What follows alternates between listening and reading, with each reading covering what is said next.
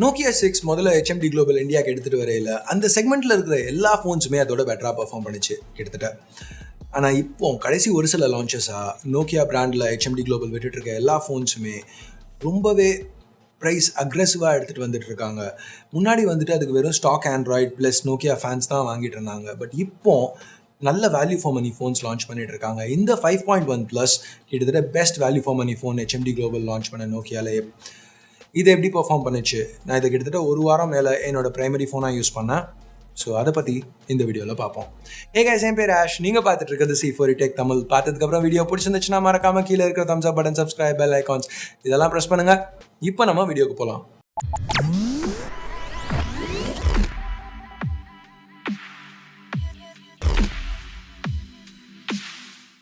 So இந்த ஃபோனை pickup பண்ணோன்னா நீங்கள் முதல்ல நோட்டீஸ் பண்ண போகிறது இதோட பில்ட், அந்த இன்ஹேண்ட் ஃபீல்.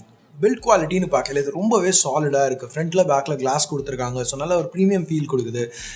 இது நிறைய தடவை நான் சொல்லியிருக்கேன். ஆனால் இந்த ப்ரைஸ் செக்மெண்ட்டில் அந்த ஒரு ஃபீல் ஜென்ரலாக நம்மளுக்கு கிடைக்கிறது இல்லை.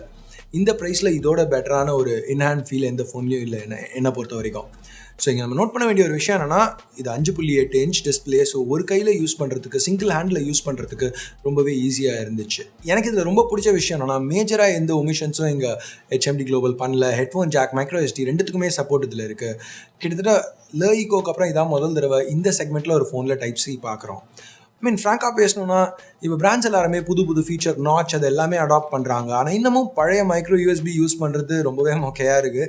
ஹெச்எம்டி குளோபல் அந்த மாதிரி ஒரு காம்ப்ரமைஸ் இங்கே கொடுக்காமல் இருக்கிறது ரொம்பவே ஒரு நல்ல விஷயம். ஆனால் காம்ப்ரமைஸே இல்லைன்னு சொல்ல மாட்டேன். ஏன்னா ஒரு இடத்துல காம்ப்ரமைஸ் பண்ணியிருக்காங்க. டிஸ்பிளே இதோட ரெசல்யூஷன் வெறும் 720p தான். இது ஒரு HD+ பேனல், 19:9 ஒரு நாட்ச் கொடுத்துருக்காங்க. அந்த லோ ரெசல்யூஷனை விட்டுட்டு பார்த்தோன்னா இந்த டிஸ்பிளே நல்லா தான் இருக்குது. ப்ரௌஸ் பண்ணாலும் சரி, இல்லை ஆப்ஸ் யூஸ் பண்ணாலும் சரி, யூடியூப்பில் வீடியோஸ் பார்த்தா, இல்லை கேம்ஸ் விளாட்னா, என்ன பண்ணாலும் இந்த டிஸ்பிளே நல்லா இருந்துச்சு. கலர்ஸ் நேச்சுரலாக, வியூவிங் ஆங்கிள்ஸும் எக்ஸலண்ட்னு சொல்லலாம். வெளியில் அவுட்டோர்ஸில் பிக்சர்ஸ் எடுக்கல கூட பிரைட்னஸில் எந்த பிரச்சனையும் இல்லை. சன்லைட் விசிபிலிட்டி நல்லாவே இருந்துச்சு. ஸோ இது எல்லாமே வர்த்தே இருக்காது உள்ள. ஃபார் எக்ஸாம்பிள் ஒரு Snapdragon 425 கொடுத்துருந்தாங்கன்னா, இன்னமும் பிராண்ட்ஸ் அதெல்லாம் பண்ணுறாங்க. Snapdragon 425 இதோட 50% ரேட் அதிகமான ஃபோனில் கூட கொடுத்துருக்குறாங்க. எந்த பிராண்டை பற்றி பேசுகிறேன்னு உங்களுக்கே தெரியும். தெரிஞ்சதுன்னா கீழே கமெண்ட்ஸில் சொல்லுங்கள் எந்த பிராண்டுன்னு. ஸோ எனிவே, நம்ம இந்த ஃபோனை பற்றி பார்ப்போம். இந்த ஃபோனில் Helio P60 சிப் கொடுத்துருக்காங்க. P60 Snapdragon 660க்கு கொஞ்சம் கீழே ஸ்லாட் ஆகிற ஒரு chip. So slow down, lag எதுவுமே இல்லை நான் அந்த ஃபோனை யூஸ் பண்ணல.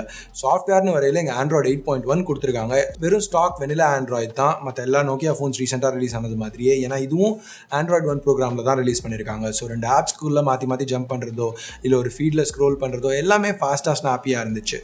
நோக்கியா 5.1 ப்ளஸ் யூஸ் பண்ணல. இதோட விலை அதிகமான ஒரு ஃபோன் யூஸ் பண்ணுற ஃபீல் தான் இருந்துச்சு. ஸோ கேமிங்னு வரையில் அஃப்கோர்ஸ் நம்ம இது வரைக்கும் பார்த்த எல்லா P60 ஃபோன்ஸுமே ஃபுல் HD பேனலோட வந்துச்சு. ஸோ இதில் பிக்சல்ஸ் இன்னமும் அதோட கம்மியாக இருக்கிறதுனால பர்ஃபார்மன்ஸில் எந்த பிரச்சனையுமே இல்லை. இன்டென்ஸ் கேம்ஸ் கூட ஈஸியாக ப்ளே பண்ணிச்சு. ஃபிங்கர் பிரிண்ட் ஸ்கேனர் நல்லா ஃபாஸ்ட்டாக ஆக்யூரேட்டாக இருந்துச்சு. எந்த பிரச்சனையும் இல்லை. பிளேஸ்மெண்ட்டும் கரெக்டாக கொடுத்துருக்காங்க.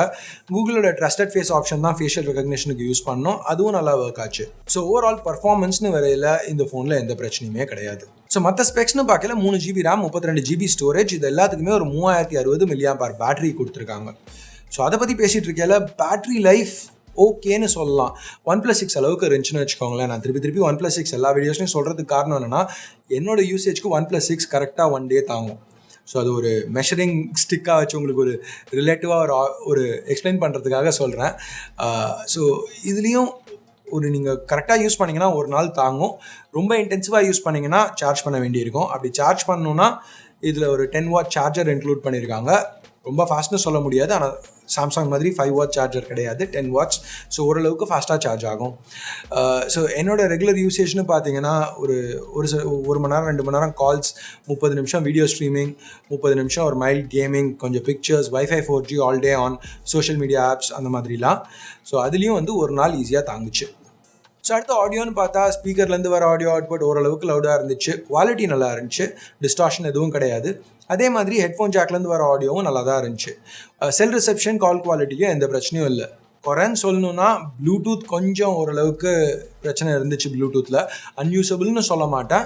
பட் சில நேரம் ஒரு ப்ளே ஆகிட்டு இருக்க ஒரு சாங்கை பாஸ் பண்ணிவிட்டு திருப்பி ப்ளே பண்ண வேண்டியிருக்கும், இல்லை டிஸ்கனெக்ட் பண்ணி ரீகனெக்ட் பண்ண வேண்டியிருக்கும் ஹெட்செட்டை.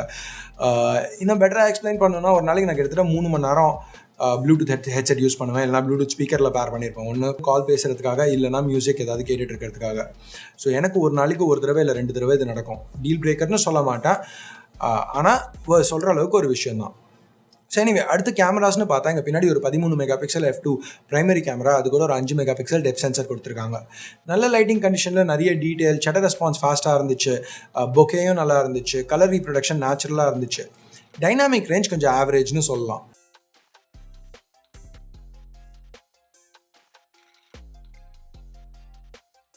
லோ லைட்டில் இமேஜஸ் இன்னும் கொஞ்சம் நாய்ஸ் அதிகமாக இருந்துச்சு, கொஞ்சம் சாஃப்டாகவும் இருந்துச்சு, டீட்டெயில் லெவல் ட்ராப் ஆச்சு. பட் இந்த செக்மெண்ட்டில் யூஸபிளாக இருந்துச்சு பிக்சர்ஸ் ஓரளவுக்கு, ரொம்ப கம்ப்ளைண்ட் பண்ண முடியாது. Portrait mode options front camera back camera ரெண்டுத்துக்குமே இருந்துச்சு. ரிசல்ட்ஸ் திருப்பி அக்செப்டபிள்னு சொல்லலாம். அது தவிர HMD குளோபல் அவங்களோட ரெகுலர் AR ஸ்டிக்கர்ஸ், அப்புறம் போத்தி ஆப்ஷன்ஸ், அதாவது ஃப்ரண்ட் பேக் கேமரா ரெண்டுத்தையும் வச்சு ஒரே நேரத்தில் பிக்சர்ஸ் எடுக்கிறதுக்கு இதெல்லாம் கொடுத்துருக்காங்க. வீடியோன்னு வரையில் ஃபுல் HD 30 FPS வரைக்கும் ஷூட் பண்ண முடியும். குவாலிட்டி ரொம்ப நல்லா இருந்துச்சுன்னு சொல்ல முடியாது. ஃபோக்கஸ்க்கு ரொம்பவே ஹண்ட் பண்ணிச்சு. அதாவது அந்த ஃபோக்கஸில் வந்துட்டு போகிற ப்ராப்ளம் அடிக்கடி இருந்துச்சு. ஃபுட்டேஜும் கொஞ்சம் மட்டியாக இருந்துச்சு. எக்ஸ்போஷர் சேஞ்சஸ் ரொம்பவே டிராஸ்டிக்காக இருந்துச்சு. கொஞ்சம் சட்டிலாக இருக்கணும். ஜென்ரலாக மற்ற ஃபோன்ஸ்லாம் அப்படி தான் இருக்கும். இதில் அந்தளவுக்கு சட்டிலிட்டி இல்லை, ரொம்ப டிராஸ்டிக்காக சேஞ்ச் ஆச்சு எக்ஸ்போஷர். AIS சப்போர்ட் இருந்துச்சு, ஸோ ஸ்டேபிளாக இருந்துச்சு footage. Selfie camera 8 mega pixel f2.2, light levels நல்லா இருக்கிற வரைக்கும் இது நல்லா பெர்ஃபார்ம் பண்ணிச்சு. இன்னும் கொஞ்சம் எக்ஸாம்பிள்ஸ் நீங்கள் பார்க்குறதுக்கு. ஸோ இப்போ அடுத்து ப்ரைஸிங்னு பார்த்தோன்னா, போன வருஷம் இந்த ஃபோன் எடுத்துகிட்டு வந்திருந்தாங்கன்னா HMD குளோபல் இதுக்கு 15-16,000 சார்ஜ் பண்ணுவாங்கன்னு சொல்லியிருப்பேன். பட் இப்போ அவங்க புதுசாக ரொம்ப அக்ரெசிவாக ப்ரைஸ் பண்ணுறதுனால இது நான் 12,500 எதிர்பார்த்தேன். பட் எல்லாரையுமே சர்ப்ரைஸ் பண்ணி 11,000 எடுத்துகிட்டு வந்திருக்காங்க. ஸோ இது HMD குளோபலுக்கு ஒரு பெரிய சேஞ்ச். அஃப்கோர்ஸ் நம்ம இங்கே ஞாபகம் வச்சுக்க வேண்டிய ஒரு விஷயம் என்னன்னா, அப்டேட்ஸ் HMD குளோபல் தான் பர்ஃபெக்டாக கொடுத்துட்ருக்காங்க. அவங்களோட மொக்க ஃபோன்ஸ் Nokia 3 மாதிரி இருக்கிற ஃபோன்ஸ்க்கு கூட கன்சிஸ்டண்ட்டாக அப்டேட், செக்யூரிட்டி பேச்சஸ் எல்லாமே கொடுத்துட்ருக்காங்க. ப்ளஸ் இது Android 1ங்கிறதுனால இதில் ப்ளோட்வேர் எதுவும் கிடையாது, ஆட்ஸும் கிடையாது யூசர் இன்டர்ஃபேஸில். ஒரு பிராண்ட்னால இதை ஒரு வீடியோலையும் சொல்ல வேண்டியிருக்குது. ஸோ இதெல்லாம் சேர்த்து பார்க்கல 5.1+ ஒரு ரொம்ப நல்ல ஆப்ஷன் இந்த ப்ரைஸ்க்கு. ஸோ HMD குளோபலோட ஒரு ரொம்ப ரிலையபிளான, டிபெண்டபிளான ஆஃபரிங். இந்த செக்மெண்ட்டில் ஒரு ஃபோன் வாங்கணும்னு நினச்சிங்கன்னா இதை கண்டிப்பாக சூஸ் பண்ணலாம். ஸோ அவ்வளோதான் என்னோடய 5.1+ ரிவ்யூக்கு. இந்த வீடியோவில் நீங்கள் பார்த்ததில் ஏதாவது நான் மிஸ் பண்ணிட்டேன்னு நினைக்கிறீங்களா? ஏதாவது டிஸ்அக்ரி பண்ணுறீங்களா? இல்லை வேறு மாதிரி பார்த்துருக்கணும்னு நினைக்கிறீங்களா? உங்கள் கருத்துக்களை கீழே இருக்கிற கமெண்ட் செக்ஷனில் சொல்லுங்கள். உங்களுக்கு வீடியோ பிடிக்கலனா என்ன பண்ணணும்னு தெரியும், பிடிச்சிருந்துச்சுன்னா தம்ஸ் அப். இது வரைக்கும் C4 Tech தமிழுக்கு சப்ஸ்கிரைப் பண்ணனா கீழே இருக்கிற சப்ஸ்கிரைப் பட்டனை ப்ரெஸ் பண்ணுங்கள். ஏற்கனவே சப்ஸ்கிரைப் பண்ணியிருந்தீங்கன்னா அது பக்கத்தில் ஒரு பெல் ஐக்கான் இருக்கும், அதையும் ப்ரெஸ் பண்ணுங்கள். அப்போ தான் நாங்கள் போடுற ஒரு வீடியோஸ்க்கும் ஃபர்ஸ்ட்டாக உங்களுக்கு அப்டேட்ஸ் வரும். ஸோ அடுத்த வீடியோவில் உங்களுக்கு திருப்பி சந்திக்கிற வரைக்கும் என் பேர் ஆஷ். நீங்கள் பார்த்துட்டு இருக்கிறது C4 Tech Tamil. Have a nice day. Bye.